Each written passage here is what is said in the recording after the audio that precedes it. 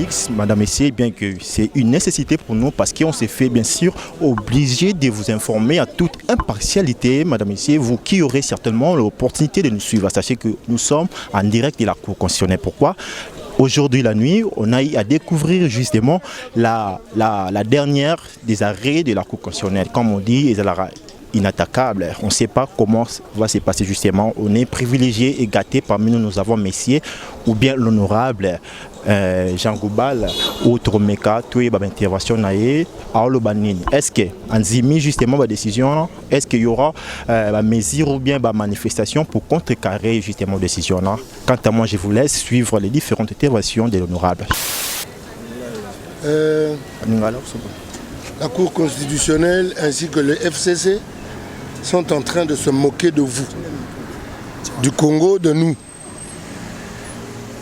Déjà, les arrêts de la Cour, moi je ne suis pas notifié jusque-là. Et comme Babora Cop de Bapesa, on a TV, on a minuit. 1h20. C'est-à-dire que ça bloque à mon lili, na mon lili. Tant que je n'ai pas la notification, tant que je n'ai pas compté les voix, je me considère comme faisant encore partie. Il y a un plan et je demande à tous les amis invalidés, considérez-vous comme étant député national parce que FCC commence à nous importuner. Bon, quoi importuner, on peut le mousser, ça bien. Moni, tango, balongwa, namboka pharaon. Pharaon a goûté à tembe, a goûté à tembe. Mon colombéba, j'ai comme l'impression que ça commence l'élo. Fachi doit nous dire contraire parce qu'on ne peut pas trimballer tout un peuple dans un contrat de deux individus.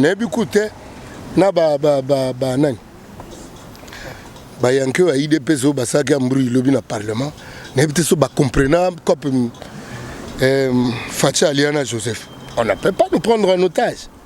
Côté Nambotama, on va éviter. Oui, ça coupe à deux personnes, pour une boucle en otage. FCC a comme bine la bison à Zolo, c'est-à-dire, Netingai Kangoudia, et dorénavant, n'a pas si corruption combo Kanga Oudia. Le quoi n'a golongola, awa n'a beaucoup d'apostrophe comme Kangoudia.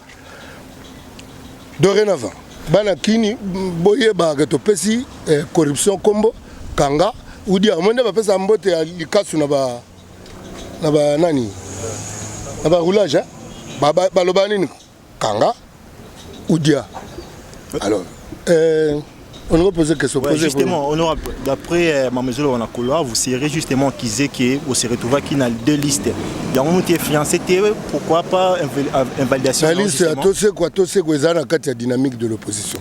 S'il y a un parmi les cerveaux, il y a dynamique de l'opposition. Didier Moumenga na tout ce. Au moins Didier Moumenga sali na FCC. On a Didier Moumenga ça n'a pas perdu. Le tout ce qu'il y a un mouvement Didier Moumenga. Vrai ou faux, on s'est retrouvé dans des listes. C'est faux. C'est faux. Oui. Justement, après, procédure Zalanine. Parce qu'on sait bien que l'arrêt de la... Qui va décider de Kolongolanga, c'est Kangoudia. Il me choisit comme une chemise dans une boutique. Moi, je dois enlever Jean Goubal. Vous savez que c'est ce qu'il a dit depuis que le résultat est bima. J'ai fait des émissions pour... Oh non, ça déjà est en goutte. On a un chanteur. Hein? C'est-à-dire que Nazo Kena ou Koma Banzembu.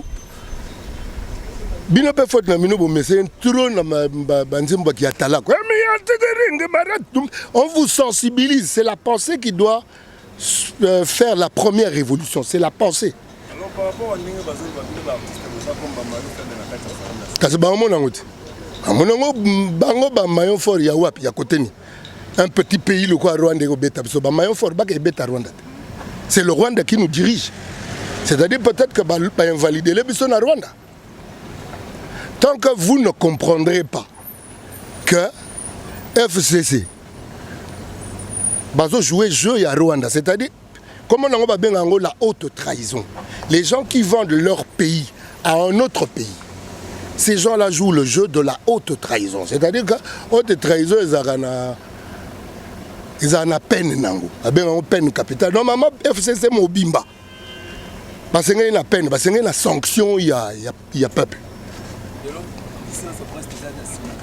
FCC ça na cache te cache pas yebité kazo subir complot ce gars na subir comploter ndazana ba sénateur cache na ba sénateur te justement parce qu'il subir complot bako do da yo na kati baluba baba chichi chidiaja lukunda chidi munda mo lukunda donc nyamo adama li déblo na kati ya li déblo c'est-à-dire que cache nde mutazo a cassé FC ça ça le faux na CC cache a caché FCC faux na CC pour la ninga bien te na lobby cache mutu a couvrir FCC c'est-à-dire faux na CC pour la ninga te FCC faux initial faux na CC Front pour la corruption au Congo ngalingi kuta korte na bino tubo la muka. C'est-à-dire qu'on ne peut pas avoir des gens au Parlement, des gens que vous ne connaissez pas. Vous êtes na lemba, na ndimite que ba voisin ne ba voter. Na kutana na délégation moko ya ba yanke na limité cortège. Il y a moko na bango pa bima déjà. To kutana bo ba tutu a cortège bazongi pembe na vie yonde to voter ba to li alikonda. Bino pe fobo la mukati ka biso. Honorable, dernière question. Au cas où les décisions à maintenir aux assurés députés, au Salanine, aux zones de la musique, justement, aux zones. Dans un musicien, il n'y a pas de compatibilité entre qui musicien et qui député. C'est un métier libéral qui musicien, qui député à boulot, qui député en OP. Autrement, au assimé, au sein de l'opposition, comme étant républicain, au Kunzima résident. La opposante Ngaï. Je suis un fils du peuple. Ce qui me fait parler, c'est la souffrance. Il y a bien au peuple. Ce n'est pas de l'opposition, je m'oppose contre qui?